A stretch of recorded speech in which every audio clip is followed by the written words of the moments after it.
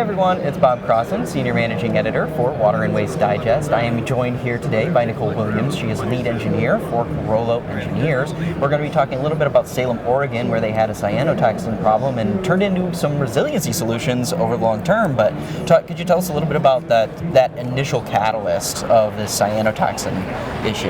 Yeah, absolutely. I mean, the city of Salem has had, a number of black swan events that they've had to deal with, and I say black swan because it wasn't something that was necessarily predictable, but it also was something that was a challenge beyond what they normally had, and one of the largest of those was the 2018 cyanotoxin event that you referenced.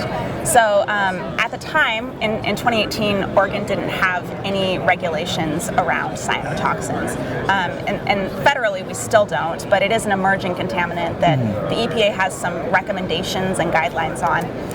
And Salem recognized that their watershed did experience some algal blooms seasonally due to rising temperatures in the water and some fires that had dumped a bunch of nutrients into the watershed. They did see those, and so they started, kind of going above and beyond and monitoring for those cyanotoxins.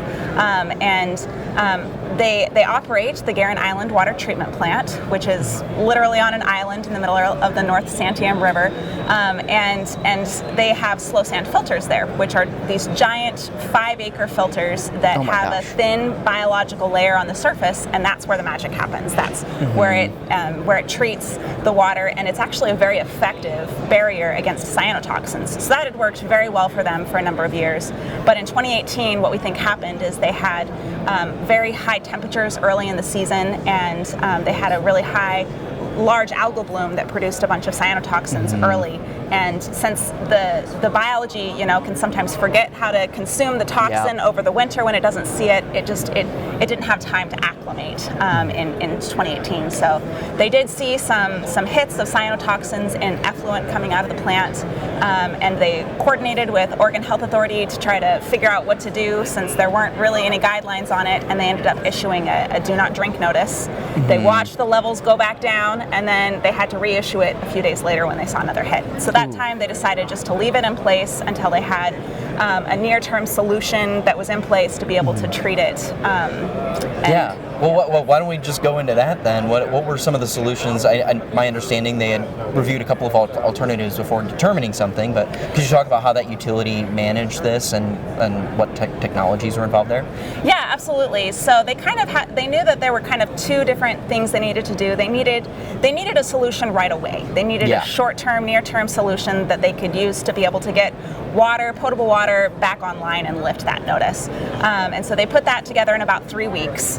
And it was a powder-activated carbon system, but it was very messy. Operators hated it, and so they also knew they wanted a more long-term solution.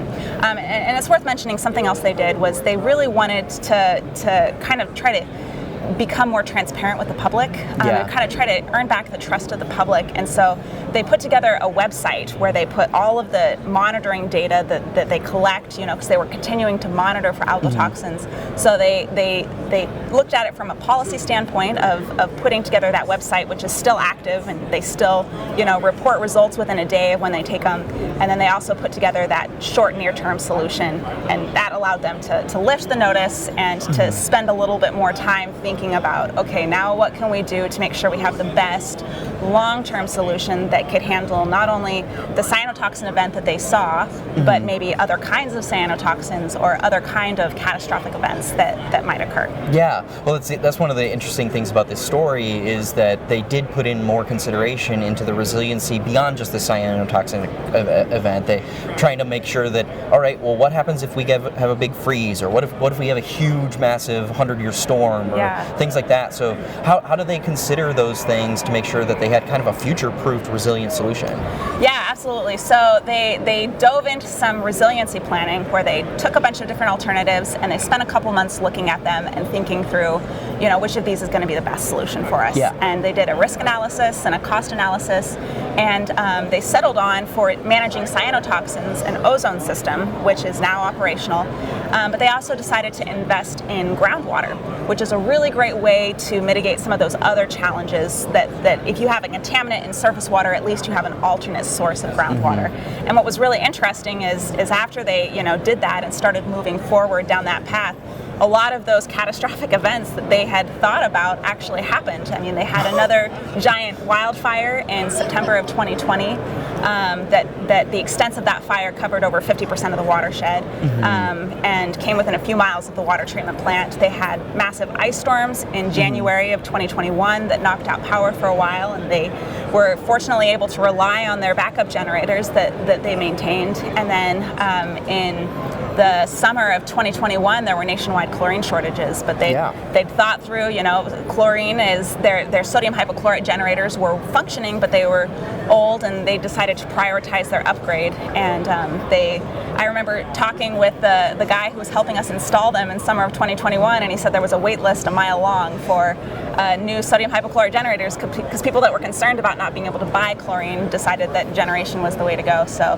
they just were in a really good position because they'd spent the time to think about some of these things when they happened. They were in a good place to handle it.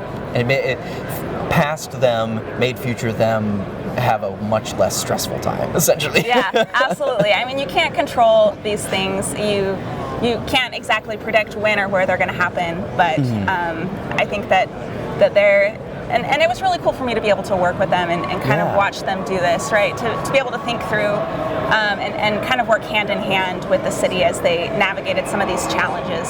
I think that's what attracts a lot of us to this industry is feeling like we're doing something that matters. And absolutely. This was a project where I was definitely able to, I think every project that we do definitely matters and positively impacts the communities where we live in, but this was just one where it was really easy to see that. Yeah, you could see the through line. You knew this is what I did and this is what the outcome was, and I know I took part in that. It's really cool. Yeah, just kind of working hand in hand with the city to do that. Yeah. Well, thank you so much, Nicole. I appreciate you taking the time with me today. And for all of you who are watching, thank you for watching this video interview. You can check out the video description below for a playlist of more interviews just like this one and some resources from both Carollo and WWD on this particular topic. We'll catch you with the next one.